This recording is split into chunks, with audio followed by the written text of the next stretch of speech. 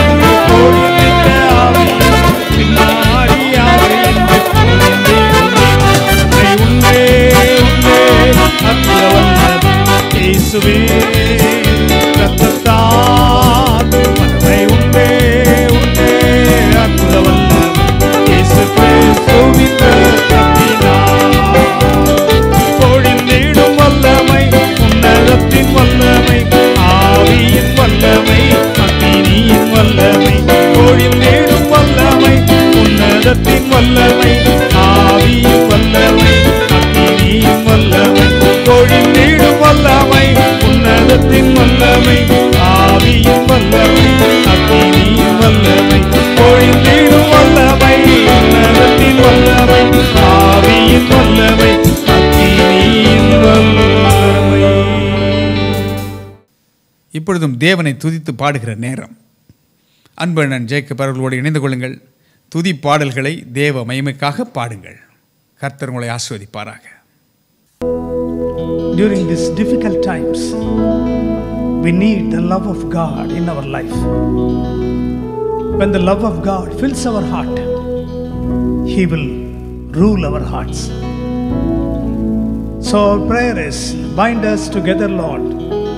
Bind us together with cords that cannot be broken. Bind us together with your love.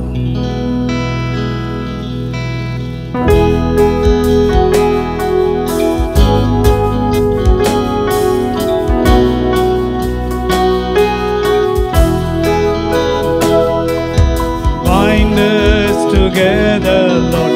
Bind us together with cords that cannot be broken.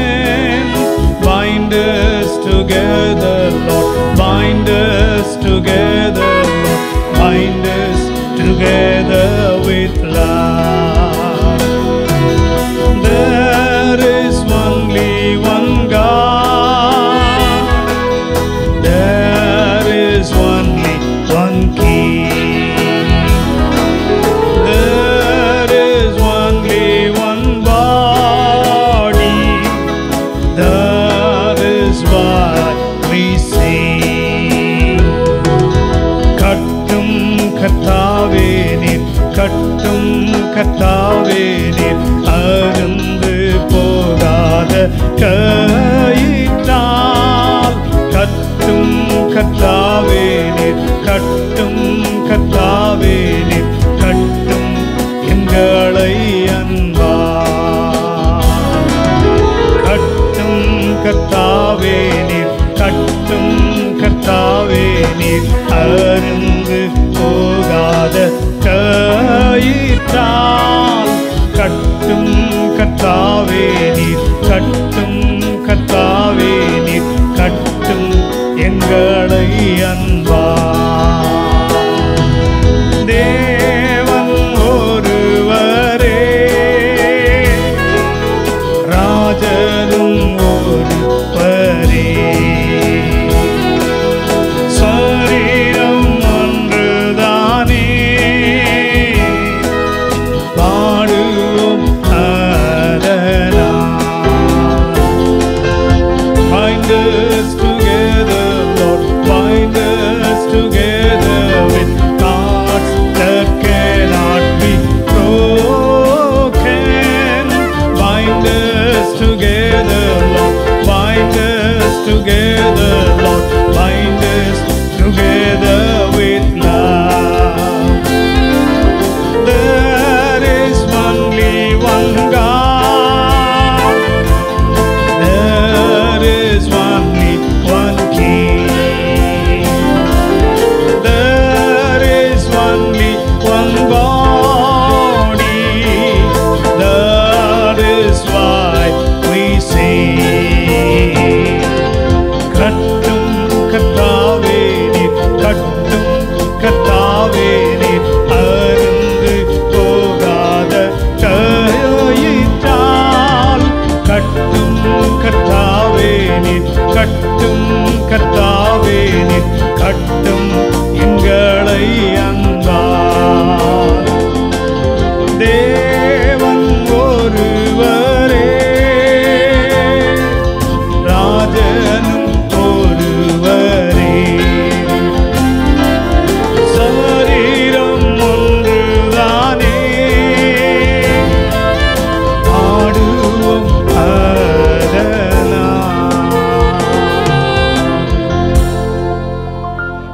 மலைகள் விலகினாலும் பர்வதங்கள் நிலை பெயர்ந்தாலும் என் கிருபை உன்னை விட்டு விலகாமலும் என்னுடைய சமாதானத்தின் உடன்படிக்கை உன்னை விட்டு நிலை பெயராமலும் இருக்கும் என்று உன்மேல் மனதுருகுகிற கர்த்தர் சொல்கிறார்.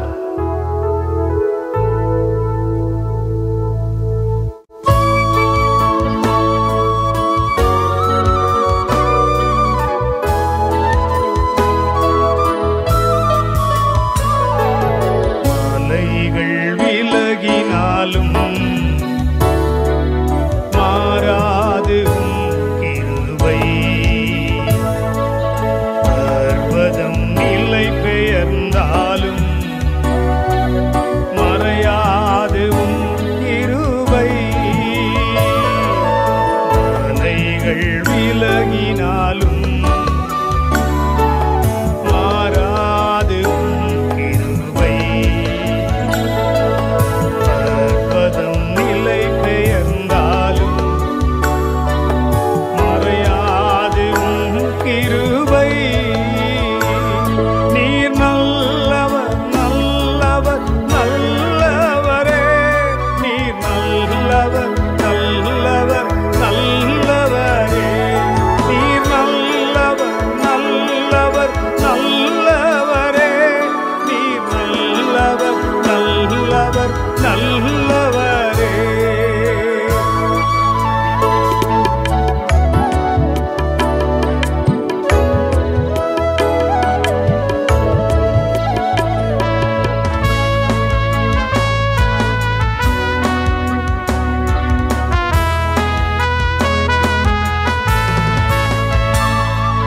கிருபையால் என்னை நீர் கண்டீர், கருணையால் கரம் பிடித்தீர்,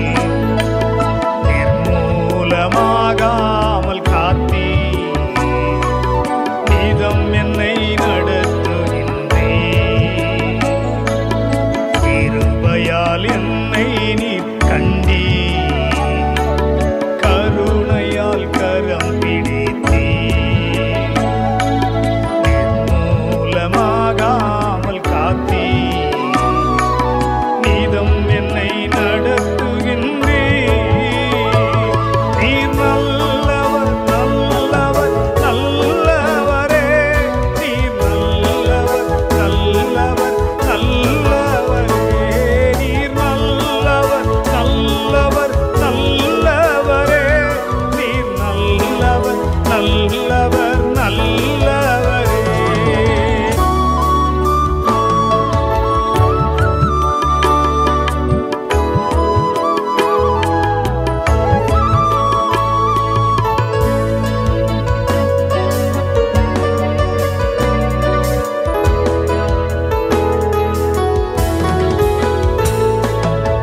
பூமியில் உயிர் வாழும் வரையில் உம் நாமம் துதித்திடுவேன். இயேசுவே என் ஆசை எல்லாம் நீரே நீர்தானையா. பூமியில் உயிர் வாழும் வரையில் உம் நாமம் துதித்திடுவேன்.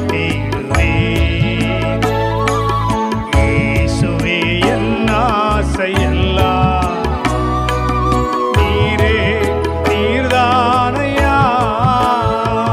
நீர் நல்லவர் நல்லவர் நல்லவரே, நீர் நல்லவர் நல்லவர் நல்லவரே, நீர் நல்லவர் நல்லவர் நல்லவரே, நீர் நல்லவர் நல்லவர் நல்லவரே. அலைகள் விலகினாலும் மாறாது கிருபை, பர்வதம் நிலை பெயர்ந்தாலும் மறையாது கிருபை. நீர் நல்லவர் நல்லவர் நல்லவரே, நீர் நல்லவர் நல்லவர் நல்லவரே, நீர் நல்லவர் நல்லவர் நல்லவரே, நீர் நல்லவர் நல்லவர் நல்லவரே. இயேசு என்றைக்குமே நம்முடைய வாழ்க்கையில் நல்லவராகவே இருக்கிறார். தம்முடைய பிள்ளைகளுக்கு அவர் நன்மையே செய்கிறவர். பொல்லாதவர்களாகிய நீங்கள் உங்களுடைய பிள்ளைகளுக்கு நல்ல ஈவுகளை கொடுக்க அறிந்திருக்கும் பொழுது பரமபிதாவாகிய தேவனாகிய கர்த்தர் நமக்கு நன்மையான காரியங்களை கொடுக்காமல் இருப்பது எப்படி? அவர் நல்லவர், அவர் நல்லவர். தாய் தன் பாலகனை மறப்பாளோ? அவள் மறந்தாலும் நான் உன்னை மறப்பதில்லை என்று நம்மை நேசிக்கிற ஆண்டவர் நம்மை பார்த்து இன்றைக்கு சொல்கிறார். நம்மை மறவாத தேவனை துதித்து நாம் பாடுவோம். பழைய பாடலை இணைந்து பாடுங்கள்.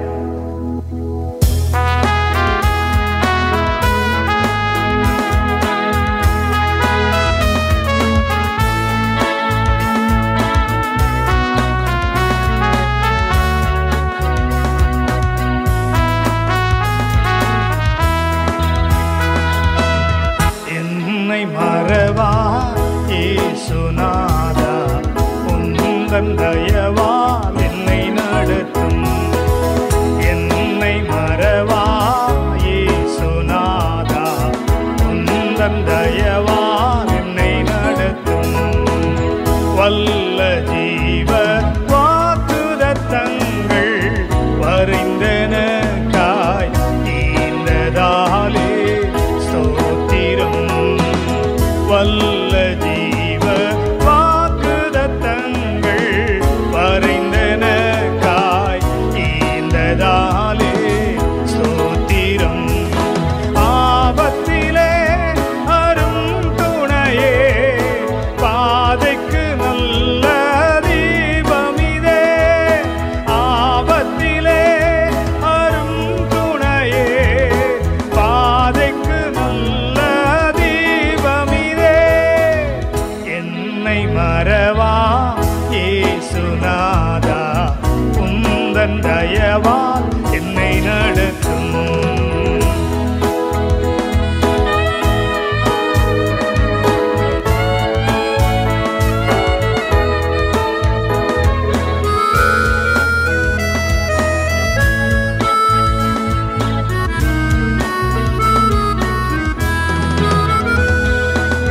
பயப்படாதே, வலங்கரத்தாலே பாதுகாப்பேன் என்றதாலே ஸ்தோத்திரம்.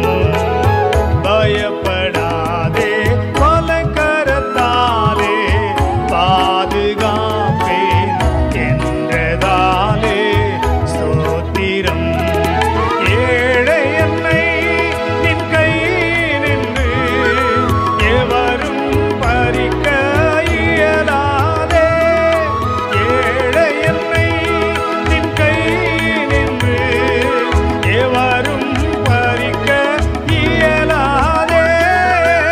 என்னை மறவா இயேசுநாதா, உந்தன் தயவால் என்னை நடத்தும்.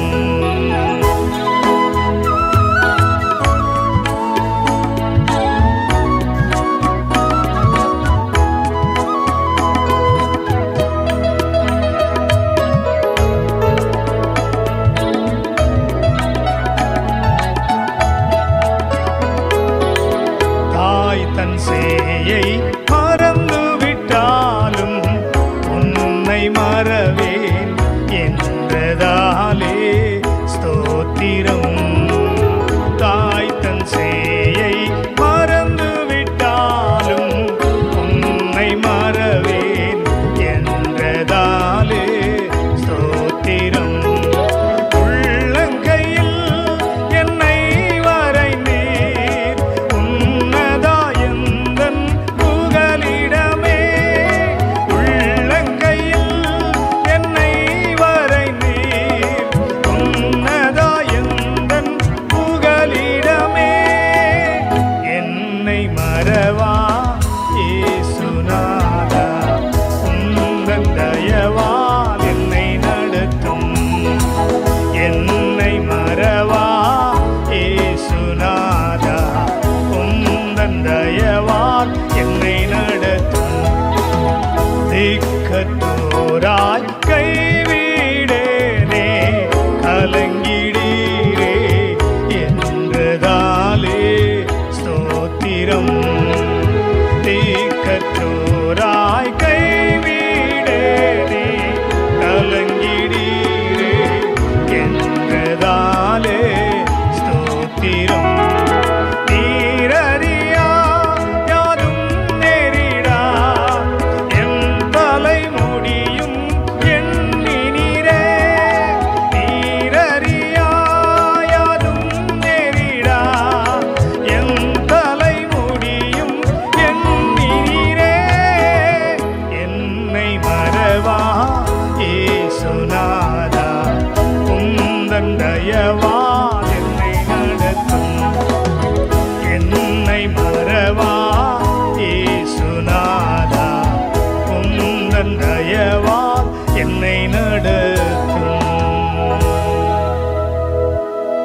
மறவாத ஆண்டவர்.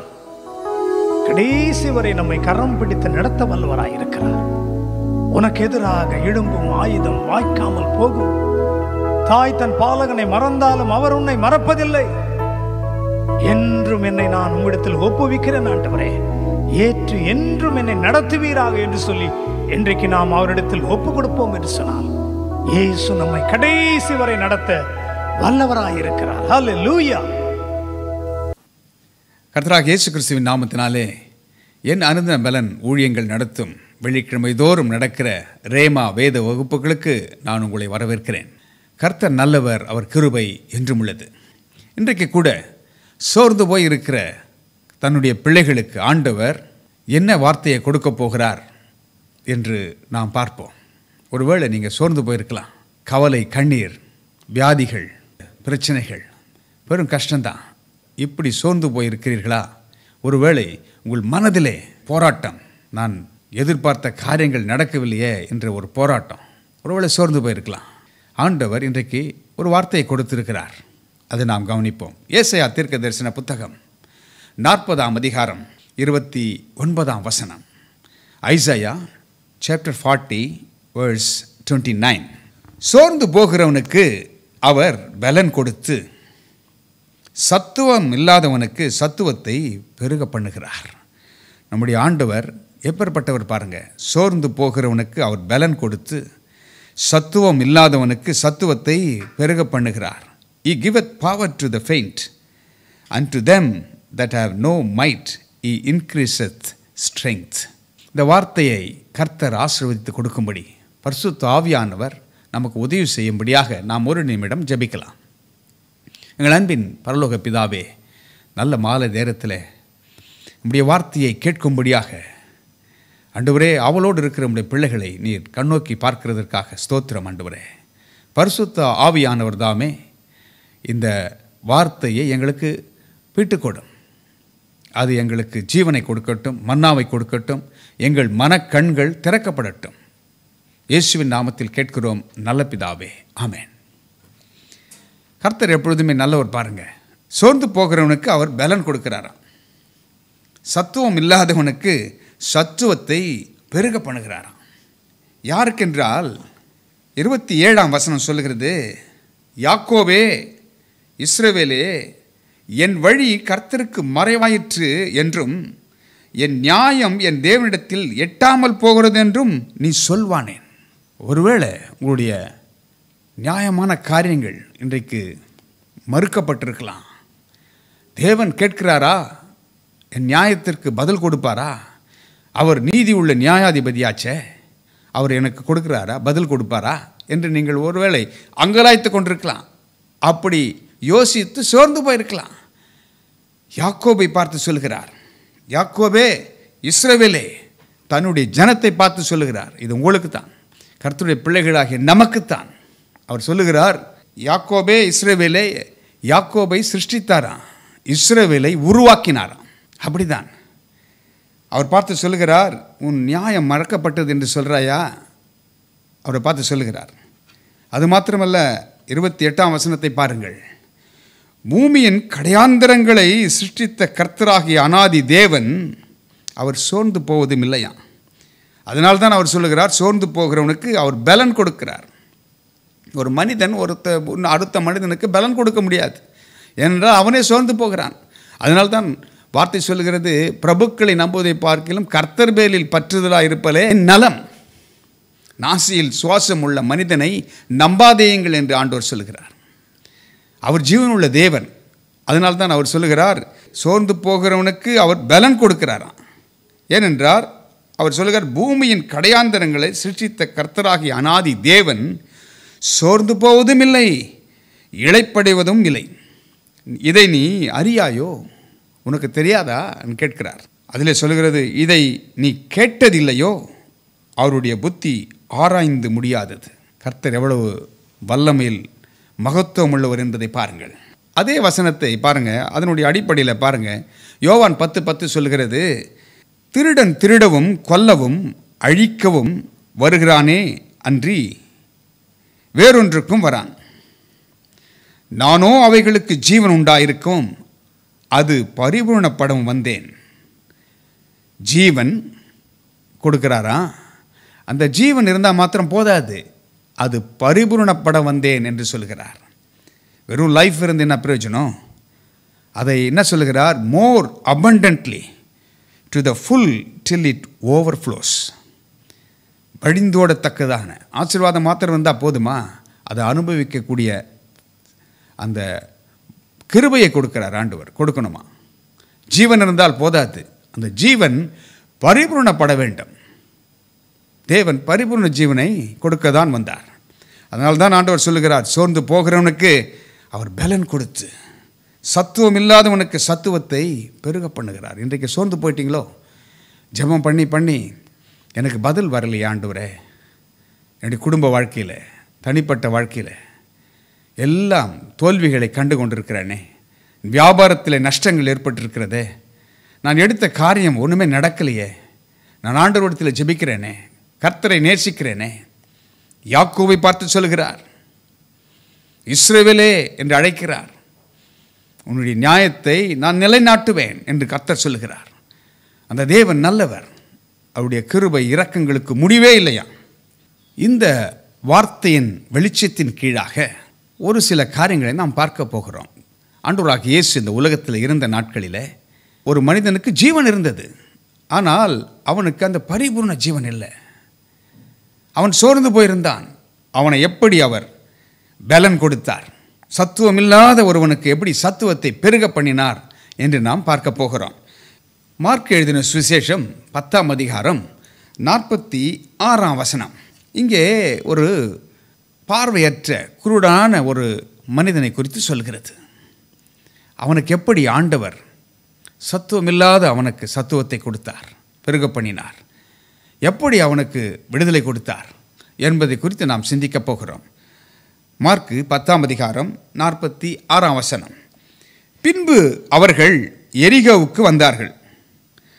அவரும் அவருடைய சீஷர்களும் திரளான ஜனங்களும் எரிகோவை விட்டு புறப்படுகிற போது திமேயுவின் மகனாகிய பர்த்திமேயு என்கிற ஒரு குருடன் வழி அருகே உட்கார்ந்து பிச்சை கேட்டு கொண்டிருந்தான். ஆண்டவராகிய இயேசு தன்னுடைய சீஷரோடு எரிகோவுக்கு வருகிறார். அதன் பின்பு அவர்கள் வெளியே போகும் சமயத்தில் திரளான கூட்டம் போகிறது, சீஷர்கள் போகிறார்கள். அப்பொழுது ஒரு மனிதன் பாருங்க, அவன் பேரம் போட்டிருக்க பாருங்க, பர்த்திமேயு என்கிற ஒரு குருடன், பார்வையற்றவன். அவனுடைய தகப்பன் பேரும் போட்டிருக்கிறது, திமேயுவின் மகனாகிய பர்த்திமேயு என்று போட்டிருக்கிறது, பர்த்திமேயஸ். அவன் என்ன செய்கிறான்? உட்கார்ந்து பிச்சை கேட்டு கொண்டிருக்கிறான். அவனுடைய நிலைமையை பாருங்கள். ஒருவேளை அவன் ஒன்றுக்கு உதவாதவன் என்று சொல்லுகிறதுனால தன்னுடைய வீட்டிலிருந்து அவனை புறக்கணிச்சிருப்பாங்க, தூக்கி போட்டிருப்பாங்க. அது நிமித்தமாக பார்வை இல்லை, அவன் பார்க்க முடியல. அவனுடைய நிலைமையை பாருங்கள். அவன் உட்கார்ந்து பிச்சை கேட்டு கொண்டிருக்கிறான். போகிற வருடத்தில் பிச்சை கேட்டு கொண்டிருக்கிறான். ஏதாவது எனக்கு கிடைக்குமா? அன்றாட வாழ்க்கை நடத்த முடியுமா? ஒருவேளை அவனுடைய குடும்ப சூழ்நிலை அவனை இந்த நிலைக்கு தள்ளி இருக்கலாம். என்ன ஒரு பரிதாபம் பாருங்க. திருடன் திருடவும் கொல்லவும் அழிக்கவும் வருகிறானே அன்றி வேறொன்றுக்கும் வரான் என்று ஏற்கனவே நம்ம பார்த்தோம். யோவான் 10:10. சாத்தான் இப்படி தான் அநேகரை வறுமையில் பிரச்சனையில் தள்ளப்பட்டவர்களாக இருக்க அவனுக்கு ஆசை, அழிக்க தான் ஆசை. ஆனால் ஆண்டவர் சொல்லுகிறார், நான் ஜீவன் உண்டாயிருக்கவும் அந்த ஜீவன் பரிபூர்ணப்படவும் வந்தேன் என்று சொல்கிறார். அவனுக்கு ஜீவன் இருந்தது. இந்த ஜீவன் அவனை பாருங்க, அவனுக்கு பிச்சை எடுத்து கொண்டிருக்கிறான். அவனுடைய நிலைமையை பாருங்கள். இந்த வசனம் சொல்லுகிறது, உட்கார்ந்து பிச்சை கேட்டு கொண்டிருந்தானா. அடுத்த வசனத்தை பாருங்கள். அவன் நசரேயனாகிய இயேசு வருகிறார் என்று கேள்விப்பட்டு, ஆண்டவராகிய இயேசு வருகிறார் என்று சத்தம் கேட்கிறது. ஏதோ ஒரு சத்தம் கேட்கிறது. என்ன சத்தம் என்று விசாரிக்கிறான். விசாரித்த மாத்திரத்தில் அங்கே இயேசு வருகிறார் என்று கேள்விப்படுறான். இன்றைக்கு கூட இயேசுவை பற்றி மற்றவர்களுக்கு சொல்லுகிறோமா? நம்முடைய வேலை ஸ்தலத்தில், வியாபார ஸ்தலத்தில் நாம் போகும்போது வரும்போது யாராவது பார்த்தா ஆண்டவராக இயேசுவை பற்றி நம்ம சொல்கிறோமா? சொன்னால்தான் அங்கே கேட்பார்கள். தேவை உள்ள மக்களுக்கு இயேசுவை நாம் அறிவிக்கிறவர்களாக நாம் இருக்க வேண்டும். நீங்கள் சொல்கிறீங்களா அந்த மாதிரி? ஆண்டவராகிய இயேசுவை பற்றி சொல்கிறோமா? மற்ற கதையெல்லாம் பேசுகிறோம், மற்ற கதைகள், மற்ற தேவையில்லாததெல்லாம் பேசுகிறோம். ஆனால் இயேசுவை பற்றி, இயேசுவின் அன்பை பற்றி மற்றவர்களுக்கு சொல்லுருளாக நாம் மாறுகிறோமா? இருக்கிறோமா? அப்படி மாறுவோம். இவன் பாருங்க, சத்தம் கேட்கிறது, என்னென்று விசாரிக்கிறான். இயேசு வருகிறார் என்று அங்கே சொல்லுகிறார்கள். இயேசு வருகிறார் என்று சொன்ன மாத்திரத்திலே அவன் என்ன செய்கிறான்? இயேசுவே தாவீதின் குமாரனே என்று அவனை அழைக்கிறான். இவர் எப்படி தாவீதின் குமாரன் என்று அறிந்து கொண்டார்? அந்த வசனத்தை வாசிக்கிறேன், கவனியுங்கள். அவன் நசரேயனாகிய இயேசு வருகிறார் என்று கேள்விப்பட்டு, இயேசுவே தாவீதின் குமாரனே எனக்கு இரங்கும் என்று கூப்பிடத் தொடங்கினான். அப்பொழுது என்ன செய்கிறாங்க? கூட இருந்தவர்களெல்லாம் அவனை பேசாமல் இருக்கும்படி அதட்டுகிறார்கள். எவ்வளோ பேர் கூட இருக்கிறாங்க, சத்தம் போட்டிருப்பாங்க, பேசி கொண்டு தான் வந்திருப்பாங்க. ஆனால் இந்த குருடனான மனிதன் தாவீதின் குமாரனே என்று சொன்ன மாத்திரத்திலே அவர்களை அதை அதட்டுகிறார்கள். அதே போல தானே அங்கே பவனி வரும்பொழுது தாவீதின் குமாரனுக்கு ஓசன்னா என்று எல்லாரும் சொன்னாங்க. தாவீதின் குமாரனே என்று சொன்ன மாத்திரத்தில் எல்லா யூதர்கள், ரபிகள், பிரதான ஆசாரியர்கள் எல்லாம் அடக்குறாங்க. அதை மாத்திரம் சொல்லாத, தாவீதின் குமாரனே என்று சொல்ல வேண்டாம் என்று அடக்குகிறார்கள். இந்த குருடனான மனிதனுக்கு பாருங்க, கண்கள் தெரியாமல் இருந்தாலும் அவனுடைய மனக்கண்கள் திறக்கப்பட்டிருக்கிறது. ஆண்டவராகிய இயேசுவை குறித்ததான ஒரு வெளிப்பாடை அவன் பெற்றிருந்தான். அவனை பற்றி அறிந்து வச்சிருக்கான். இயேசு வருகிறான் கேள்விப்பட்ட மாத்திரத்தில் தாவீதின் குமாரனே என்று அழைக்கிறான். தாவீதை ஏன் ஆண்டவர் இவ்வளவு நேசித்தார்? தாவீதின் குமாரனே என்று ஏன் அழைக்கப்பட்டார் பாருங்க. தாவீதை குறித்து அங்கே பார்க்கிறோம். மத்தேயு 1ஆம் அதிகாரம் 1ஆம் வசனத்தில் அவர் ஆபிரகாமின் குமாரனாகிய தாவீதின் குமாரனான இயேசு கிறிஸ்து என்று எழுத ஆரம்பிக்கிறார். அந்த ஜீனியாலஜி பார்த்தீங்கன்னா, ஆபிரகாமின் குமாரனாகிய தாவீதின் குமாரனான இயேசு கிறிஸ்து. அவர் தாவீதை தெரிந்தெடுக்கிறார். தாவீதின் வம்ச வழியில் வரார் பாருங்க. அந்த அதிகாரத்தை வாசித்து பார்ப்பீர்கள் என்றால், மத்தேயு 1:17 அந்த ஜெனரேஷன்ஸ் பற்றி எழுதுகிறார். 14 தலைமுறை, அடுத்த 14 தலைமுறை, அடுத்த 14 தலைமுறை. அந்த வம்ச வழியிலே அந்த ராஜரிக வித்து அப்படியே வருகிறது. ஆனால் தாவீதை ஏன் தெரிந்து கொள்ளுகிறார்? தாவீது அவருடைய இருதயத்திற்கு ஏற்றவன் என்று சொல்லுகிறார். தாவீதினுடைய குணத்தை பாருங்கள். தாவீது ஒரு மேய்ப்பன். அவன் போய் சவுலிடத்தில் நிற்கும்போது சொல்லுகிறான், ஒரு விசை என் ஆடை கவிக்கொள்ள ஒரு கரடி வந்தது. கரடி வந்த உடனே நான் ஓடலைன்னு சொல்ல. கரடி வந்தபோது ஆட்டை, அதனுடைய கரடியை கொன்று தன்னுடைய ஆடை காப்பாற்றினேன் என்று சவுலிடத்தை சொல்லுகிறான். சவுல் ஆச்சரியம் பார்க்கிறார். அடுத்தது ஒன்று சொல்லுகிறான், ஒரு விசை சிங்கம் வந்தது. சிங்கம் வந்த பிறகு ஆட்டை கவி கொண்டு போன போது அதன் வாயிலிருந்து நான் அதை மீட்டெடுத்தேன். அவர் நல்ல மேய்ப்பனாக இருந்திருக்கார் பாருங்க. ஆடுகளுக்காக தன் ஜீவனை கொடுக்கிறவன். சிங்கம் வருது, கரடி வருதுன்னு சொல்லி தாவீது ஓடலை.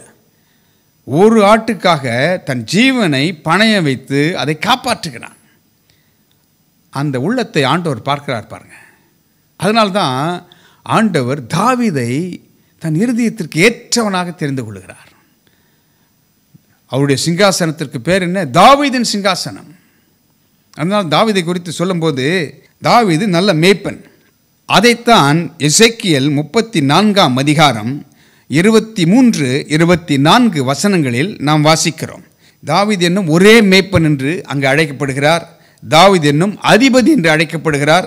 அந்த வசனத்தை நாம் வாசிக்க கேட்கலாம். அவர்களை மேய்க்கும்படி என் தாசனாகிய தாவீது என்னும் ஒரே மேய்ப்பனை நான் அவர்கள் மேல் விசாரிப்பாய் இருக்க ஏற்படுத்துவேன். இவர் அவர்களை மேய்த்து இவரே அவர்களுக்கு மேய்ப்பனாய் இருப்பார். கர்த்தராகிய நான் அவர்களுக்கு தேவனாக இருப்பேன். என் தாசனாகிய தாவீது அவர்கள் நடுவில் அதிபதியாய் இருப்பார். கர்த்தராகிய நான் இதை சொன்னேன்.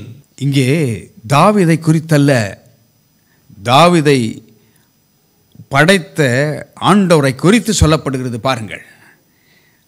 அவரே ஒரே மெய்ப்பன். தாவீதை அதனால தான் அப்படி தெரிந்து கொள்கிறார் பாருங்க. அது இருதயத்துக்கு ஏற்றவன், அது நிழலாக அங்கே காண்பிக்கிறார் பாருங்க. அதனால்தான் தாவீது என்னும் ஒரே மெய்ப்பன். ஒரே மெய்ப்பன் ஆண்டவராக இயேசு தான். அவர் தான் நல்ல மெய்ப்பன், இந்த நாடுகளுக்காக ஜீவனை கொடுத்த மெய்ப்பன். தாவீது என்னும் அதிபதியா, ஒரே அதிபதி. அவர்தான் கர்த்தராக இயேசு கிறிஸ்து. அவருடைய குணத்தை பாருங்கள். தாவீதுக்கு அந்த குணங்கள் இருந்தது பாருங்க. அது மாத்திரமல்ல, யூதா கோத்திரத்து சிங்கம் என்று அவரை அழைக்கிறார்கள். வெளிப்படுத்தின விசேஷம் 5:5 அவர் வெறும் தாவீது என்னும் ஒரே மேய்ப்பன் மாத்திரமல்ல, தாவீது என்னும் அதிபதி மாத்திரமல்ல. வெளிப்படுத்தின விசேஷம் 5:5 யூதா கோத்திரத்து சிங்கமும் தாவீதின் வேறுமானவர் என்று நாம் அதை பார்க்கிறோம். அதை நாம் வாசிக்கலாமா? அப்பொழுது மூப்பர்களில் ஒருவன் என்னை நோக்கி, நீ அழ வேண்டாம், இதோ யூதா கோத்திரத்து சிங்கமும் தாவீதின் வேறுமானவர் புஸ்தகத்தை திறக்கவும் அதன் 7 முத்திரைகளையும் உடைக்கவும் ஜெயம் கொண்டிருக்கிறார் என்றான். வெளிப்படுத்தின விசேஷம் 5ஆம் அதிகாரம் அதை பார்க்கும் பொழுது 5:5 அப்படி வாசிக்கிறோம். ஆனால் 1ஆம் வசனத்தை பார்ப்பீர்கள் என்றால், உள்ளும் புறமும் எழுதப்பட்டு 7 முத்திரைகளால் முத்திரிக்கப்பட்டிருந்த ஒரு புஸ்தகத்தை சிங்காசனத்தின் மேல் வீற்றிருக்கிறவருடைய வலது கரத்திலே கண்டேன். யோவான் பார்க்கிறார். பார்த்த பொழுது அதை ஒருவரும் அதை திறக்கவும் முத்திரைகளை உடைக்கவும் பாத்திரர் ஒருவரும் இல்லையா. வானத்திலாவது பூமியிலாவது பூமியின் கீழாவது ஒருவனும் அதை திறக்கவும் அதை பார்க்கவும் கூடாதிருந்தது என்று வேதம் சொல்கிறது.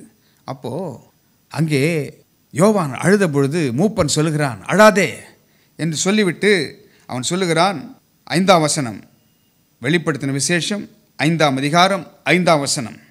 அப்பொழுது மூப்பர்களில் ஒருவன் என்னை நோக்கி, நீ அழ வேண்டாம், இதோ யூதா கோத்திரத்து சிங்கமும் தாவீதின் வேறுமானவர் புஸ்தகத்தை திறக்கவும் அதன் 7 முத்திரைகளையும் உடைக்கவும் ஜெயங்கொண்டிருக்கிறார் என்றார். அப்போ என்னத்தை பார்க்கிறார் யோவான்?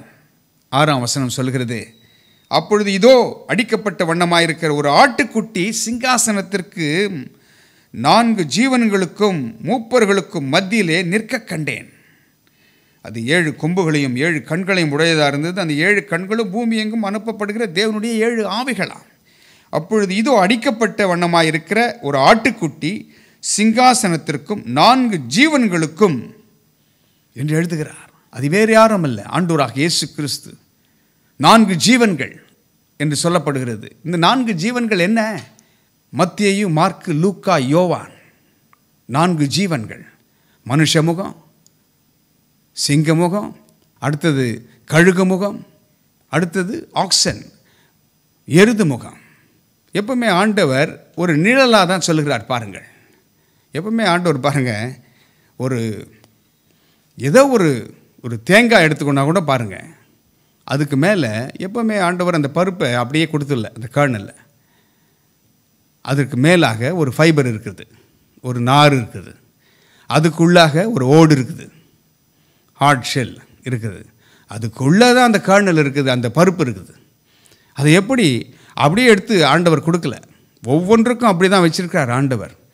மறைப்பொருளை வைத்திருக்கிறார், நிழலாக வைத்திருக்கிறார். வேதத்தை தோண்டி தோண்டி ஆராயதான் எப்படி ஒரு பொன்னாகப்பட்டது தங்கமாகப்பட்டது எப்படி தோண்டி எடுக்கிறார்களோ அது அப்படியே கிடச்சிடுதா? இல்லை, அதை எடுக்கணும், தோண்டி எடுக்கணும். ஆண்டவர் அப்படிதான் இவைகளை கர்த்தர் நமக்கு வெளிப்படுத்தி கொண்டிருக்கிறார் பாருங்கள். அந்த 4 ஜீவன்களும் என்ன? மத்தேயு, மார்க்கு, லூக்கா, யோவான். எதை தாங்கி பிடிக்கிறது? அப்போஸ்தலர் நடபடிகளை அது தாங்கி பிடிக்கிறது, சுட்டி காட்டுகிறது. அப்போஸ்தலர் நடபடிகள் என்றால் பரிசுத்த ஆவியினுடைய நடபடிகள், அதை தான் காட்டுகிறது. இங்கே யூதா கோத்திரத்து சிங்கம், அவர் யார்? தாவீதின் வேர் என்று சொல்லப்பட்டிருக்கிறது. தாவீதுக்கு அவ்வளவு கனத்தை கொடுக்கிறார் பாருங்க ஆண்டவர். தாவீதின் இருதயத்திற்கு ஏற்றவன் என்று சொல்கிறார். ஏனென்றால் அவருடைய ஆடுகளை நன்றாக மேய்க்கக்கூடியவர்கள் பாருங்க, மேய்ப்பர்களே தான் ஆண்டவர் தெரிந்து கொள்கிறார். ஷெப்பர்ட்ஸ் தான். ஆபிரகாம் ஆடுகளை மேய்க்கிறவன். மோசேயை பாருங்க, அவரும் ஆடுகளை மேய்க்கிறவர். தாவீதை பாருங்க, அவரும் ஆடுகளை மேய்க்கிறவர். யாக்கோபை பாருங்க, மேய்ப்பன். ஆண்டவர் எப்பவுமே பாருங்கள் தன்னுடைய ஆடுகளை மேய்க்கிறவனை தெரிந்து கொள்கிறார். தாவீதை குறித்து இன்னொரு காரியம் பாருங்கள். ஒரு விசை சவுல் அங்கே தாவீதை கொல்ல வேண்டும் என்று தேடி வருகிறார். இராணுவமே தேடி வருது. யாருங்க எதிர்த்து வந்தது? தாவீதுக்கு ஒரு ராஜா எதிர்த்து வருகிறான். அவனோடு எவ்வளோ பேர் இருந்திருப்பாங்க. ஒரு சாதாரண ஒருத்தர், தாவீதாகிய சிறு ஒரு எளிமையானவன். அது மாத்திரம் இல்லை, சொந்த மருமகன், அவன் பாத்திரன். அவனையே கொல்ல சவுல் தேடி வருகிறான். அப்பொழுது ஒரு இடத்துல அவர்களெல்லாம் நல்லா தூங்குறாங்க. அப்பொழுது தாவீதும் அவனோட கூட இருக்கிற ஆயுததாரியும் கூட போகிறாங்க. பார்க்கும்பொழுது சவுல் நல்ல தூக்கம், கூட இருக்கிறவங்க அத்தனை பேரும் தூங்குறாங்க. கூட இருக்கிறவன் சொல்கிறான் தாவீதை பார்த்து, தலைவனை ஒரே வெட்டாக குத்தாக குத்தி போடட்டா என்று கேட்கிறான். மற்றவர்களாக இருந்தால் என்ன சொல்லியிருப்பாங்க? நீ வெட்ட வேணாப்பா, நானே வெட்டிடுறேன்னு வெட்டிட்டு இருப்பான். ஆனால் தாவீதினுடைய இருதயத்தை பாருங்கள். உனக்கும் எனக்கும் என்ன, கர்த்தரால் அபிஷேகம் பண்ணப்பட்டவனை தொடாதே என்று சொல்லி வந்துடுறாங்க. ஒரு விசை அதற்கு பிறகு தான் தெரியுது, கர்த்தர் அந்த வசனத்தை வாசித்தீர்கள் என்றால் எல்லாருக்கும் அயர்ந்த நித்திரையவனை வர பண்ணியிருந்தாராம். சுயமாக எதை தெரிந்து கொள்ள வேண்டுமோ அந்த காரியத்தை ஆண்டவர் ஒவ்வொரு மனிதனுக்கும் கொடுத்திருக்கிறார். தாவீது பாருங்க, அந்த இடத்துல தவறு செய்யலை. அன்று சவுலை கொண்டு இருந்தால் அடுத்த நாள் ராஜாவாக இருக்கலாம். குறுக்கு வழியில் தாவீது மேலே வர வேண்டும் என்று நினைக்கவே இல்லை. அதை ஆண்டவர் விரும்புகிறார். பாருங்கள், அந்த குணத்தை பாருங்கள். ஆண்டவருடைய குணம் அப்படியே தாவீதுக்கு இருக்கிறது. அப்போது அடுத்த முறை ஒரு முறை என்ன செய்கிறான் தாவீது, சவுல் அவர் தன்னுடைய கடன்களை முடிக்கும்படியாக அங்கே செல்கிறார் ஒரு இடத்துல. அப்போது தாவீது போய் சவுலுடைய அந்த அங்கியினுடைய ஓரத்தை அறுத்துன்னு வந்துடுறான் மனுஷன். அதற்காக வந்த பிறகு சொல்லுகிறான், அதற்காக அவனுடைய உள்ளம் ரொம்ப மனசு கஷ்டப்பட்டுச்சான். அதற்காக அவனுடைய உள்ளம் துடித்ததா. என்ன ஒரு இருதயம் பாருங்கள். அதனால தான் ஆண்டவர் தாவீதை தெரிந்து கொள்கிறார். தாவீதின் சந்ததி, தாவீதின் குமாரன் என்று அழைக்கப்படுகிறார்.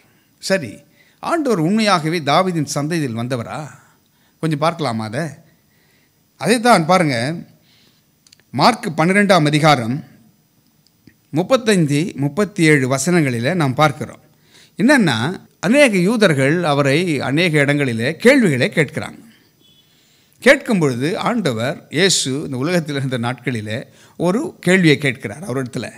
தாவீது தானே அவரை ஆண்டவன் என்று சொல்லியிருக்க, அவனுக்கு அவர் குமாரனாய் இருப்பது எப்படி என்று கேட்கிறார். அந்த தாவீதின் வம்சத்திலே வந்த ராஜரீக வித்துக்களை எப்பவுமே சாத்தான் எப்பவுமே எதிர்த்து நிற்கிறான். அவர்களை அழிக்க நினைக்கிறான். அதே தான் பாருங்கள், அந்த ராஜரீக வித்து வராதபடிக்கு அவன் தடுத்து கொண்டே வர பார்க்குறான். அதனால்தான் எல்லா இடத்துலையும் அழிவை கொண்டு வருகிறான். அப்படி வரும்பொழுது இந்த ஜீனியாலஜி படி பார்த்தா இந்த தாவீதினுடைய வம்சத்தில் அப்படியே 14 வம்சங்களாக பிரிக்கப்படுகிறது. அதில் 2 வம்சங்கள் அங்கே இல்லை பாருங்கள். ஏனென்றால் அங்கே அத்தாலியேல் என்ற ஒரு ஸ்திரீ அங்கே அரசாளுகிறார். எத்தனை வருஷம்? 6 வருஷம் கிட்டத்தட்ட அவள் அரசாளுகிறார். அவள் யார் என்றால் ஆகாபுக்கும் யேசபேலுக்கும் பிறந்தவள். அவள் என்ன செய்கிறாள்? இந்த ராஜரீக பரம்பரையை எல்லாரையும் அழிக்கிறாள், எல்லாரையும் கொலை செய்கிறாள். கொலை செய்துட்டு அவள் ராஜபாரத்துக்கு வந்து விடுகிறாள். யூதா கோத்திரத்தை அரசாளுகிறாள். அப்போ பாருங்கள், அந்த ஜீனியாலஜியில் 2 இருக்காது. அப்பொழுது அங்கே ஒரு ஆசாரியன் ஒரு ராஜ வம்சத்தின் பிள்ளையை எடுத்து ஒழித்து வைத்து வளர்க்கிறான். அவன் வளர்ந்த பின்பு அவனை ராஜாங்கத்தில் கொண்டு வந்து நிறுத்துகிறான். அப்பொழுது அத்தாலியால் அங்கே சங்காரம் பண்ணப்படுகிறார். அவள் மரிக்கிறாள், செத்து போகிறாள். அப்பொழுது தேசத்திலே அமைதி உண்டாயிற்றான். ராஜரீக வித்திலே எப்படியாவது பிசாசு நுழையலாம் என்று அவன் நினைக்கிறான், இல்லை அதை தடுத்து விடலாம் என்று நினைக்கிறான். ஆனால் ஆண்டவர் பாருங்கள், அந்த ராஜரீக வித்தை காப்பாற்றுகிறார், அப்படியே கொண்டு வருகிறார். அந்த தாவீதுக்கு ஒரு கிளையை முளைக்க பண்ணுகிறேன் என்று சொல்கிறார். தாவீதின் விளக்கு அணிந்து போகாது என்று சொல்கிறார். அதிலே அவர் அப்படியே வம்சா வழியிலே வருகிறார் பாருங்கள்.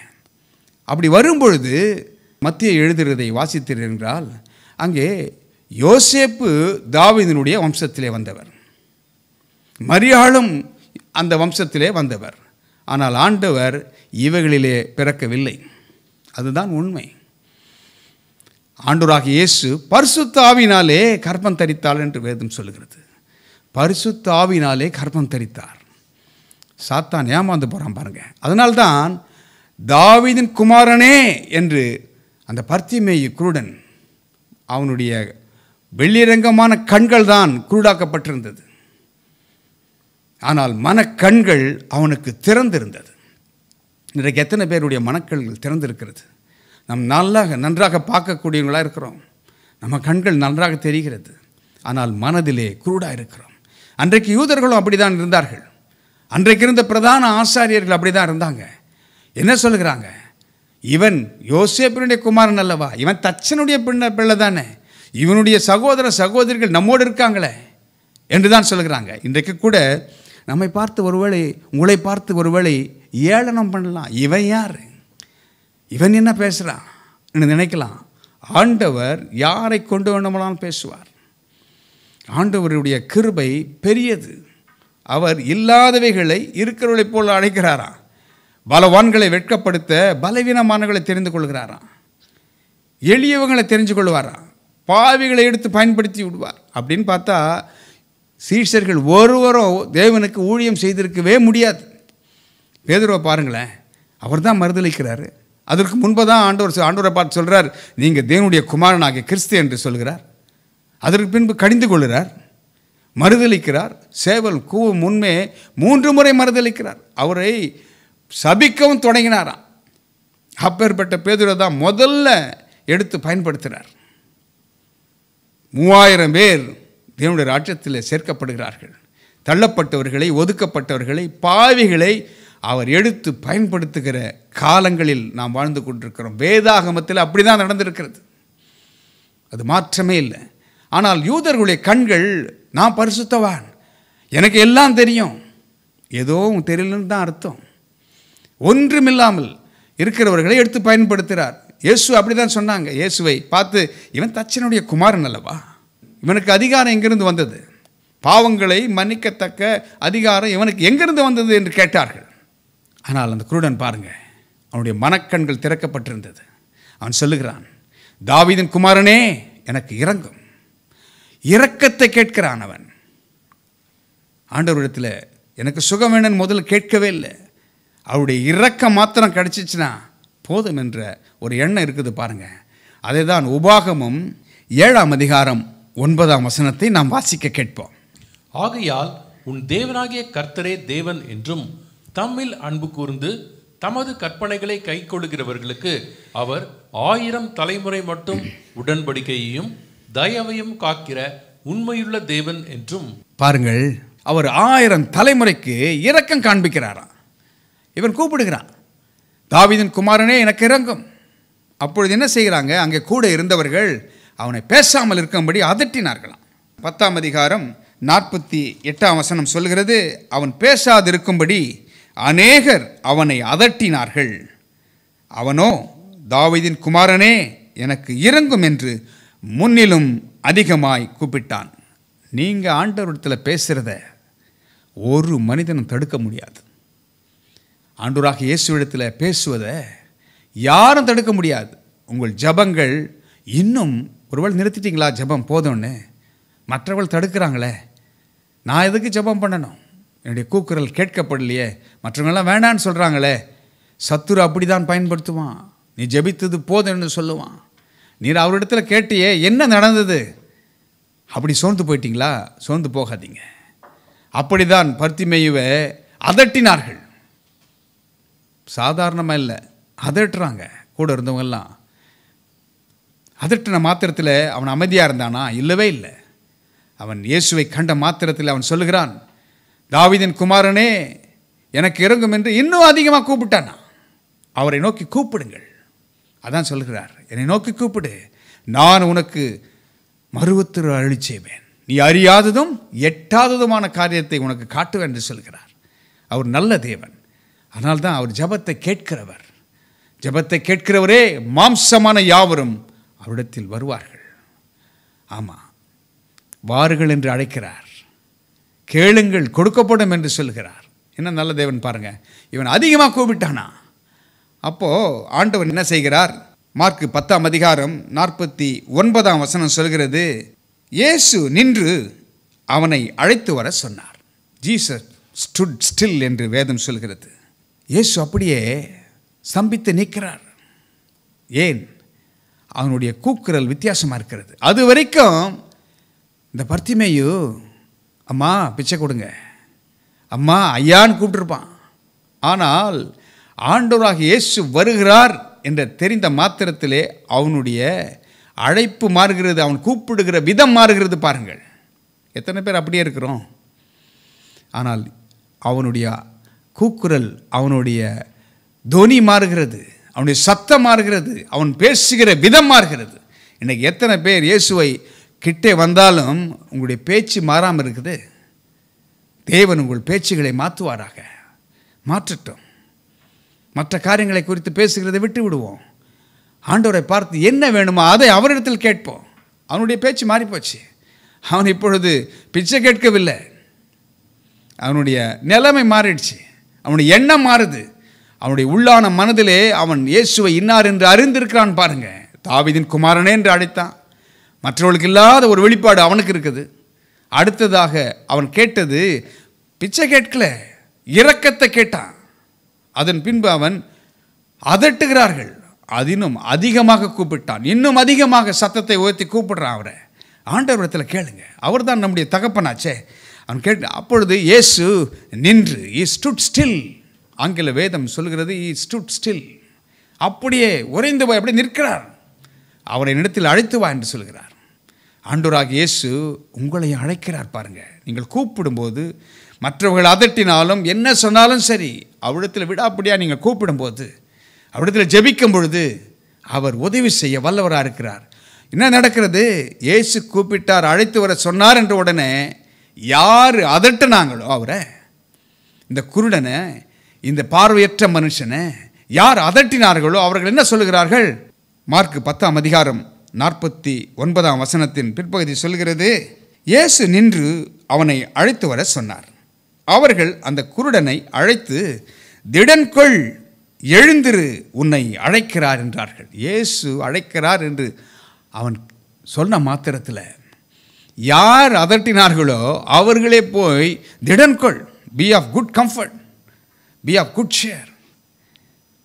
எந்த வாய் சொன்னதோ அவர்களே சொல்லுகிறார்கள், உங்கள் மேலே ஆண்டவருடைய கிருபை, இரக்கம். நீங்கள் கூப்பிடும்போது அவருடைய பார்வை, அவர் அழைக்கிறார் என்ற துவனி உங்களை நோக்கி வரும் என்றால், உங்களை சூழ்ந்திருக்கிறவர்கள் யாரெல்லாம் விரோதிச்சிட்டாங்களோ, யாரெல்லாம் அதட்டுறாங்களோ அவர்களே உங்களுக்கு உதவி செய்வார்கள்.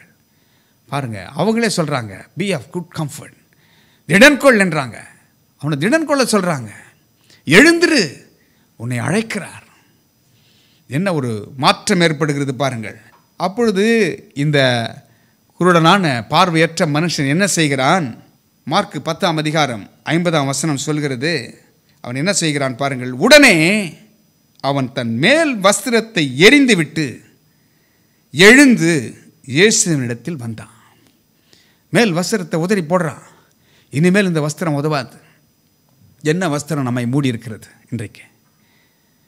ஒருவேளை இந்த பர்த்திமேயு என்ற பார்வையற்ற மனுஷனை ஒரு அழுக்கு வஸ்திரம் மூடி இருந்திருக்கும். அந்த வஸ்திரம் அவனுக்கு இனிமேல் தேவைப்படாது. அவன் பாருங்கள், அந்த மேல் வஸ்திரத்தை உதறி விட்டானா. அது தேவையில்லை, தூக்கி போட்டான். இன்றைக்கு பாவ கரைகளை தூக்கி போடுவோம். என்ன வஸ்திரத்தை மூடிக்கொண்டிருக்கிறோம்? உள்ளான மனுஷனில் என்ன இருக்கிறது அது வெளியே தெரியட்டும். அதை மூடி வைத்திருக்கிறோமா? எல்லாவற்றையும் அவன் எரிந்து விட்டான். மேல் வஸ்திரத்தை எரிந்து விட்டான். ஒருவேளை அந்த பிச்சை எடுக்கிறதுக்கு ஒரு பாத்திரம் வைத்திருப்பான், அதையும் தூக்கி போட்டிருப்பான். அவர் செய்த அற்புதங்களை எழுதினால் இந்த உலகம் கொள்ளாது என்று சீஷர்கள் எழுதுகிறார்கள். அதனால் ஆண்டவர் அவனை அழைக்கும்போது அவன் என்ன செய்கிறான் பாருங்க, மேல் வஸ்திரத்தை தூக்கி போடுறான், எழிஞ்சு விட்டான். எரிந்து விட்டு அவ்விடத்தில் வருகிறான். வந்த மாத்திரத்திலே என்ன கேட்கிறான் பாருங்க. 51 இயேசு அவனை நோக்கி, அவனை பார்க்கிறார், கண்ணு பார்க்கிறார் பாருங்க. அவனை பார்த்து என்ன கேட்கிறாரு? நான் உனக்கு என்ன செய்ய வேண்டும் என்றிருக்கிறாய் என்றார். அதற்கு அந்த குருடன், ஆண்டவரே, என்ன கூப்பிடுறான் பாருங்க, ஆண்டவரே நான் பார்வையடைய வேண்டும் என்றான். என் மனக்கண்கள் திறந்திருக்கிறது, இந்த சரீர பிரகாரம் கண்கள் குருடா இருக்கிறது, ஆண்டவரே நான் பார்வை அடைய வேண்டும். இன்றைக்கு உங்கள் விண்ணப்பம் தான் என்ன? எதிலே உங்களுக்கு பார்வை வேண்டும்?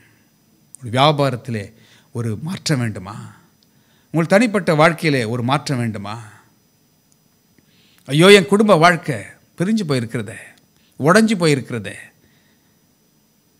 கணவன் மனைவி சண்டை சச்சரவாக இருக்கிறதே, பிரச்சனைகள் தானே இருக்கிறது, பிள்ளைகள் எங்களை விட்டு போயிட்டாங்களே, என்ன வேண்டும்?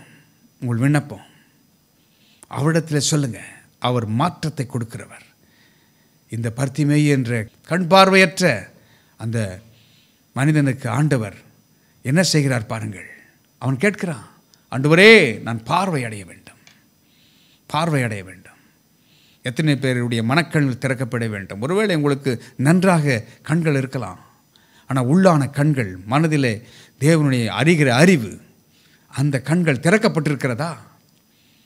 அறிந்து கொள்ளுங்கள். ஆண்டவர் வாய்ப்புகளின் தேவன், வாய்ப்புகளை கொடுத்து கொண்டே இருப்பார்.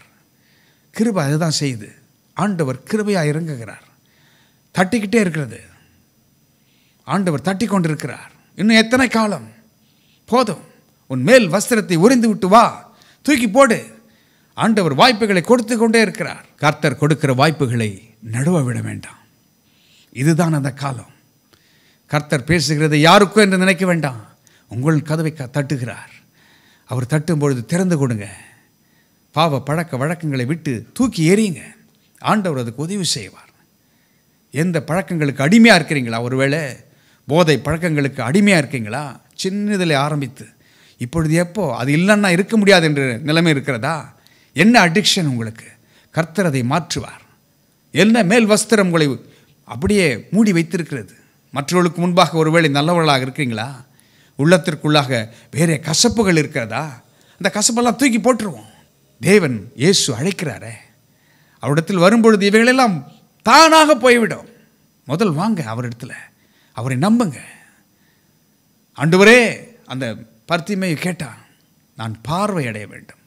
அவன் விருப்பத்தை ஆண்டவர் எதிர்பார்க்கிறார். சொல்லுகிறதை கேட்க வேண்டும் என்று எதிர்பார்க்கிறார். பாருங்க, ஒவ்வொருவருக்கும் விருப்பத்தை கொடுத்திருக்கிறார் ஆண்டவர். அந்த விருப்பத்தின் அடிப்படையில் தான் அவர் செய்கிறார். அது மாத்திரமல்ல, அவர் சொல்லுகிறார் அடுத்த வசனத்தில், இயேசு அவனை நோக்கி, நீ போகலாம், உன் விசுவாசம் உன்னை ரட்சித்தது என்றார். பாருங்க, அவனுடைய விசுவாசத்தை ஆண்டவர் கனப்படுத்துகிறார். விசுவாசத்தை துவக்குகிறவரும் முடிக்கிறவரும் அவர்தான். நம்முடைய தகப்பனாகிய ஆபிரகாமை பாருங்கள். அவர் விசுவாசிகளின் தகப்பன். அவர் அந்த கூடாரத்தில் சாராளோட உள்ளவே இருக்கிறார். ஆண்டவர் ஒரு நாள் அவரிடத்தில் போகிறார். போய், ஆபிரகாமே, உள்ளே இருந்தது போதும், வெளியே வா என்று அழைக்கிறார். கொஞ்சம் மேலே பார், லுக்கா பாவ், உயர்ந்ததை பார் சொல்லி மேலே கூப்பிட்டு மேலே காண்பிக்கிறார். என்ன காண்பிக்கிறார்? வானத்தை பார், அதில் இருக்கிற நட்சத்திரங்களை எண்ணக்கூடுமா, எண்ணிப்பார் என்றார். அப்பொழுது ஆபிரகாமுக்கு பிள்ளை இல்லை, சந்ததி இல்லை. அப்பேற்பட்டவனை கூப்பிட்டு மேலே வானத்தை பார், அந்த நட்சத்திரங்களை பார், கொஞ்சம் வெளியே வாங்க, மேலானவரை நோக்கி பாருங்க, அவருடைய விசுவாசத்தை பாருங்க. அன்றைக்கு ஆபிரகாமுக்கு ஒருவேளை வேத புத்தகம் இல்லை. வேத புத்தகம் இன்றைக்கு நம்ம கைகளில் இருக்கிறது. அன்றைக்கு ஒன்றுமே இல்லை. ஆண்டவர் படைத்த தன்னுடைய கரத்தின் கிரியைகளை ஆபிரகாமை பார்க்க செய்தார். வானங்கள் அவருடைய மகிமையை அறிவிக்கிறதா, ஆபிரகாமை பார்க்க சொல்றார். அப்படி உன்னுடைய சந்ததியை நான் ஆசீர்வதிப்பேன்றார். அது மாத்திரமல்ல, கடற்கரை மணலை பார். ஒருவேளை வீட்டிலே முடங்கியிருக்கலாம் ஆபிரகாம், கொஞ்சம் பீச்சுக்கு வான்னு கூப்பிடுறார். கடற்கரை பார், வந்து பார், அந்த கடற்கரை மணலை பார், அதை எண்ண முடியுமா? எண்ணிப்பார், அப்படி உன் சந்ததியை பெருக செய்வேன் என்று சொல்கிறார். விசுவாசத்தின் தகப்பன் அப்படியே விசுவாசித்தாராம். அது அவருக்கு நீதியாக எண்ணப்பட்டதான். அவரை விசுவாசிக்கிறதா நம்ம செய்கிற கிரியை. அவர் செய்து முடித்ததை விசுவாசிப்பது தான் நம்ம செய்கிற கிரியை. அந்த தான் கிரியை. நீங்கள் போய் அங்கே போய் உருண்டு, அங்கே போய் அதை தூக்கி அவ்வளோ கஷ்டப்பட்டு செருப்பு இல்லாமல் நடந்து போக வேண்டிய அவசியம் இல்லை. ஆண்டவர் எல்லாவற்றையும் முடித்து வைத்திருக்கிறார். அதை விசுவாசிக்க வேண்டும். சுய நீதியெல்லாம் அழுக்கான கந்தை என்று பவுல் சொல்கிறார் பாருங்க. அவர் கமாலியலின் பாதத்தில் உட்கார்ந்து கல்வி கற்றவர். ஆனால் ஆண்டவர் அவர் வெறுமையாக்கினார். அரேபிய தேசத்தில் போய் ஒன்றுமில்லை, எல்லாம் புதுசாக அப்படியே ஆண்டவர் மாற்றுகிறார் பாருங்க. அப்படிதான் ஆபிரகாமுடைய விசுவாசம் எப்படிப்பட்டது பாருங்க. அந்த விசுவாசம் உள்ளவனா இவன் இருக்கிறான் என்று ஆண்டவர் அவனை கனப்படுத்துகிறார். ஆண்டவர் சொல்லுகிறார், உன் விசுவாசம் உன்னை ரட்சித்தது. விசுவாசம் சுகமாத்தனை கொடுக்கல, உனக்கு ரட்சிப்பே கொடுத்துருச்சுன்றார் ஆண்டவர். விசுவாசத்தை ஆண்டவர் எப்படி கனப்படுத்துகிறார் பாருங்க. ஆபிரகாம் என் விசுவாசத்தை கனப்படுத்துகிறார். இந்த பர்த்திமையும் உன் விசுவாசம் உன்னை ரட்சித்தது என்று ஆண்டவர் சொல்கிறார். அதை தான் ஒரு காரியத்தை வாசிக்கிறேன், கவனிங்கள். கொஞ்சம் விசுவாசம் இருந்தால் பரலோகத்துக்கு போகலாமா? ஆனால் கொஞ்சம் கூட விசுவாசம் இருந்தால் பரலோகத்தை உங்கள் ஆத்துமாவிலே அனுபவிக்கலாமா? A little faith will bring your soul to heaven, but a lot of faith will bring heaven to your soul. நான் சொல்லலை, டிஎல் மூடி என்ற மாபெரும் தேவ ஊழியன் இதை சொல்லுகிறார். எவ்வளோ உண்மை பாருங்கள். விசுவாசம் எப்போ ஏற்பட்டது? கொஞ்சம் அதிகமாக இருந்தால் பரலோகம் உங்கள் ஆத்துமாவில் வந்துடுமா? ஆண்டவராக இயேசுவும் அப்படிதான் பர்த்திமேயுடைய விசுவாசத்தை கனப்படுத்தினார். ஆபிரகாம் விசுவாசத்தை கனப்படுத்தினார் பாருங்கள். அதன் பின்பு என்ன செய்கிறான்? 10ஆம் அதிகாரம் 52ஆம் வசனம். இயேசு அவனை நோக்கி நீ போகலாம். என்ன சொல்கிறார்? நீ போகலாம் என்று சொல்கிறார். சொல்லிவிட்டு உன் விசுவாசம் உன்னை ரட்சித்தது என்றார். உடனே அவன் பார்வை அடைந்து என்று சொல்லப்பட்டிருக்கிறது. அவன் கண்கள் திறக்கப்பட்டு விட்டது. ஏற்கனவே அவனுடைய உள்ளான மனிதனுடைய அந்த கண்கள், ஆவிக்குரிய கண்கள் திறக்கப்பட்டவனாதான் ஆண்டவரை தாவீதின் குமாரன் என்று அழைத்தான். அநேகருக்கு இல்லாத வெளிப்பாடு அவனுக்கு.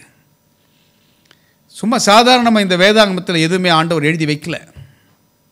ஆண்டவர் இதில் தேவனுடைய வார்த்தைகள் சத்தியம், அது உயிர்ப்பிக்கிறதா.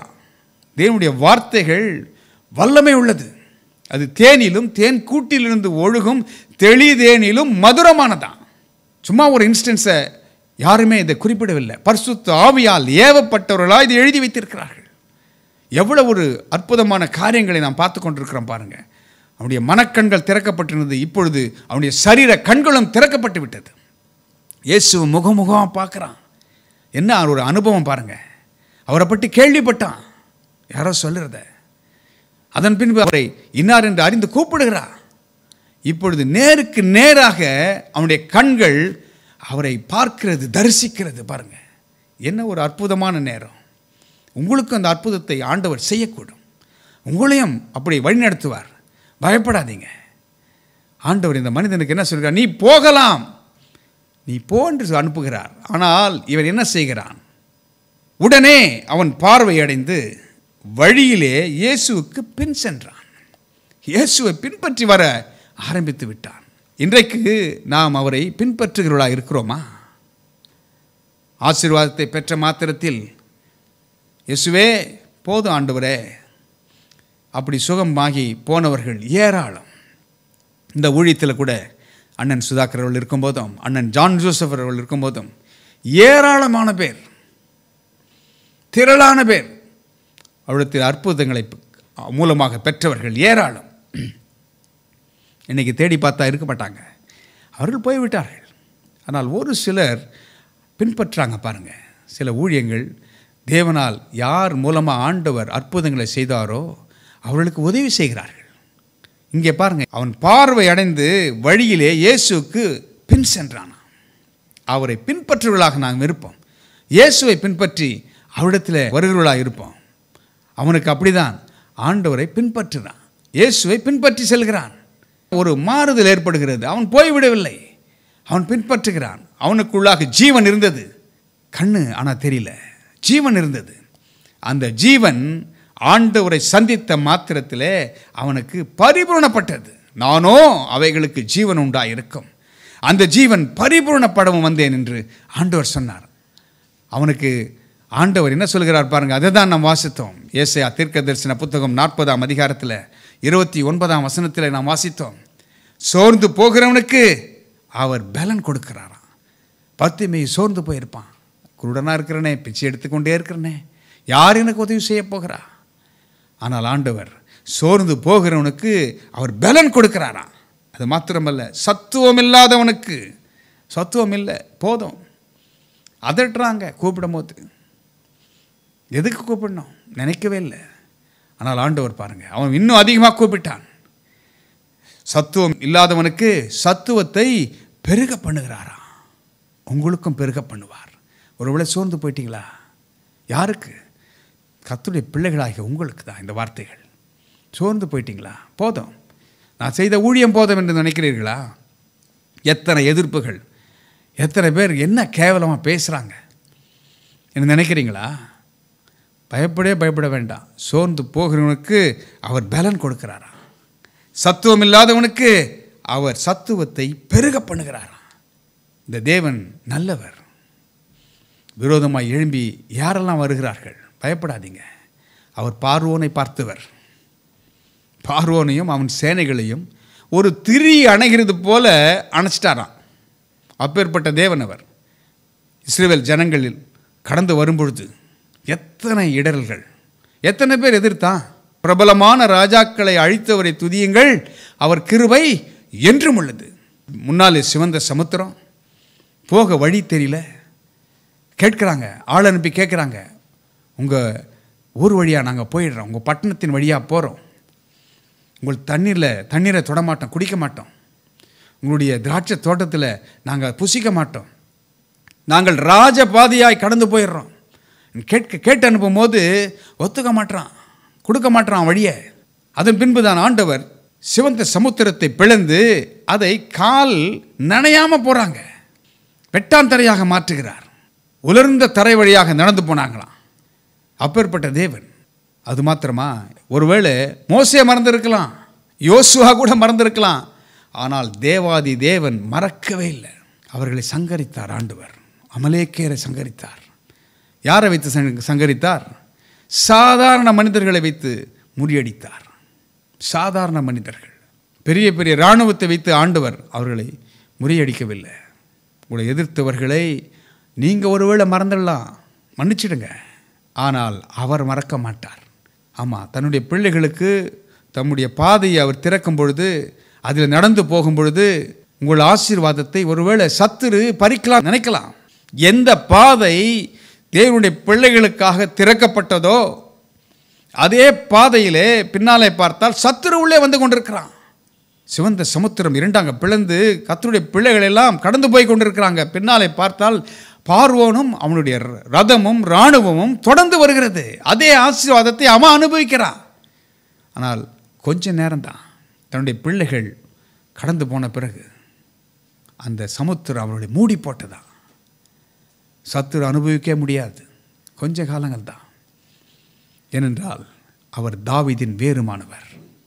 அவர் யூதா கோத்திரத்து ராஜ சிங்கம். அவருடைய ராஜ்யத்திற்கு பேர் என்ன? தாவீதின் சிங்காசனம். தேவனுடைய சிங்காசனம், தாவீதினுடைய சிங்காசனம். தாவீது ஏன்? அவன் இருதயத்துக்கு ஏற்றவன். இருதயத்தில் தேவனுடைய குணத்தை வைத்திருந்தான். இந்த தேவன் மகா பயங்கரமானவர், அன்புள்ளவர் தான். தன்னுடைய ஆடுகள் விஷயத்தில் அவர் ஜீவனை கொடுத்து சம்பாதித்தவர். அவருடைய மேய்ச்சலின் ஆடுகள் நாம். அவர் நல்ல மேய்ப்பன். ஏனென்றால் அந்த நல்ல மேய்ப்பன் தன் ஆடுகளுக்காக ஜீவனை கொடுத்திருக்கிறார். கல்வாரி சிலுவையில் அவர் மீட்டெடுத்திருக்கிறார். அந்த பர்த்திமேயு குருடனுக்கு ஆண்டவர் இறங்கினது போல நமக்கும் இறங்க காத்து கொண்டிருக்கிறார்.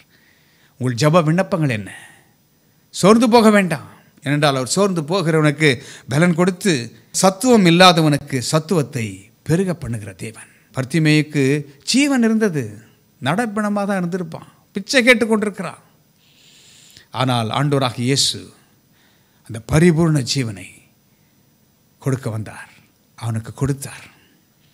தேவன் அதே தேவன், மாறாதவர். இன்றைக்கும் கூட உங்கள் என்ன சூழ்நிலை இருந்தாலும் சரி, எதற்கு நீங்கள் அடிமைகளாக இருந்தாலும் சரி, எந்த சூழ்நிலை உங்கள் குடும்பம் சென்று கொண்டிருந்தாலும் சரி, தேவன் அதை மாற்ற காத்து கொண்டிருக்கிறார். அவ்விடத்திலே மாத்திரம் ஒரு சின்ன ஜெபம் பண்ணுங்க. அவரிடத்துல சொல்லுங்க, இந்த பர்த்திமேயு இன்னும் அதிகமாக கூப்பிட்டானா, அவரை கூப்பிடுங்க, போதும், அவரை கூப்பிடுங்க. இயேசுவே எனக்கு இரக்கம் என்று சொல்லுங்க. அவர் கிருபையுள்ள ஆண்டவர், உங்களுக்கு இரக்கம் செய்கிறவர், 1000 தலைமுறைக்கு அவர் இரக்கம் செய்கிறவரா. உங்களுக்கு விரோதமாய் என்ன எழும்பினாலும் சரி, அது வாய்க்காதே போகும். அவர் கூப்பிடும் பொழுது ஒருவேளை அதட்டினார்களே, அப்படி உங்களுக்கு எதிர்ப்புகள் வருகிறதா? நீங்கள் செய்கிற காரியங்களை தடுக்க நினைக்கிறார்களா? உனக்கு விரோதமாக எழும்பும் எந்த ஆயுதமும் வாய்க்காதே போகும் என்று சொல்லுகிறார். உங்கள் தலையில் உள்ள மயிரெல்லாம் எண்ணப்பட்டிருக்கிறது என்று சொல்லுகிறார். அவருக்கு எதிர்த்து நிற்பவன் யார்? அவருடைய பிள்ளைகளை அவர் காப்பாற்ற அவர் நினைக்கிறார். யோபுக்கே தெரியல, அவனை சுற்றி அங்கே வேலி இருக்கிறது, ஆனால் சாத்தானுக்கு தெரியுது. பயப்படாதீங்க, உங்களை சுற்றி ஆண்டவர் வேலி அடைத்து வைத்திருக்கிறார், உங்களை அழைக்கிறார். இப்பொழுது அந்த பர்திமேயு குருடன் கண்கள் திறக்கப்பட்ட போது அவருக்கு பின் சென்றானா.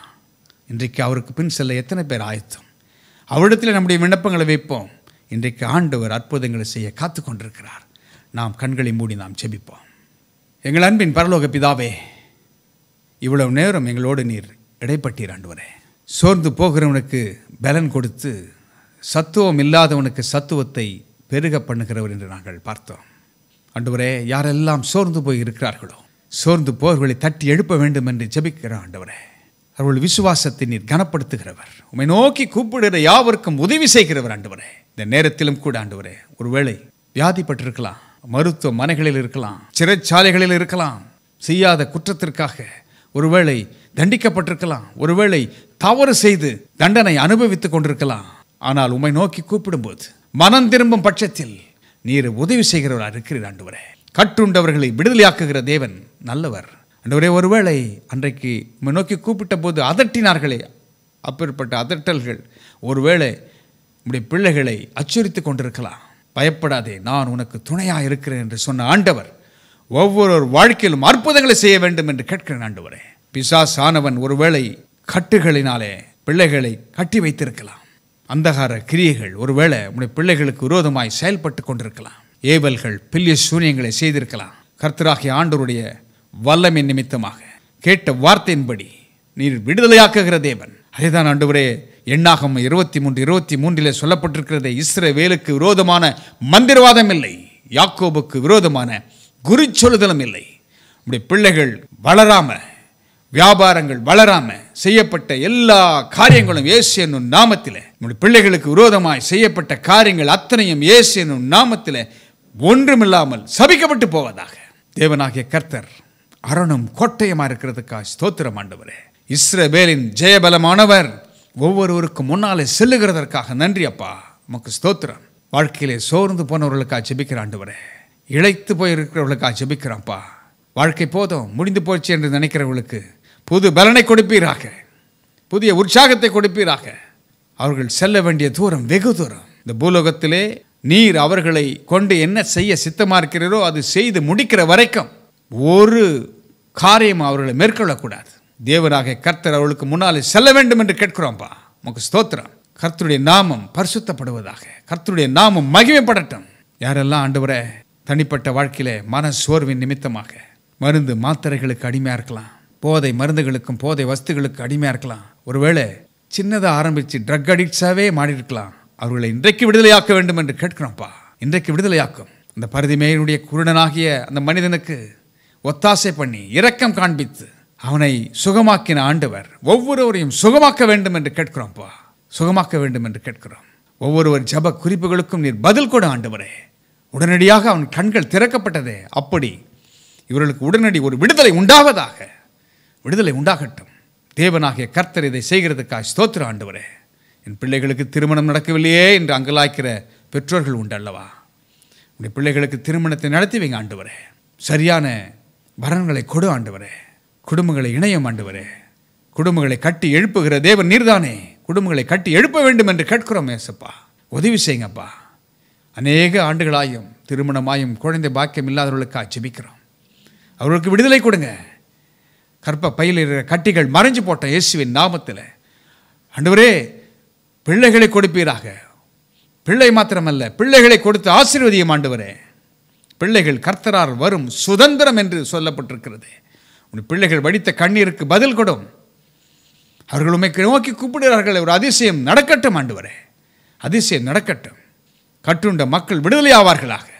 யாரெல்லாம் தன்னுடைய சொத்துக்கள் இருந்தும் அனுபவிக்க முடியாமல் இருக்கிறார்களோ அவர்களுக்காக நாங்கள் ஜெபிக்கிறோம். விசேஷமாக கோர்ட்டு கேஸ்களில் மாட்டிக்கொண்டு தங்களுடையதை மற்றவர்கள் அபகரித்து வைத்துக்கொண்டு இருப்பார்கள் என்றால் இயேசு என்னும் நாமத்தில் உடைய பிள்ளைகள் விடுதலையாகட்டும், அவர்களுக்கு கிடைக்கட்டும் சுவாமி. அவர்கள் வர வேண்டியதெல்லாம் கிடைப்பதாக.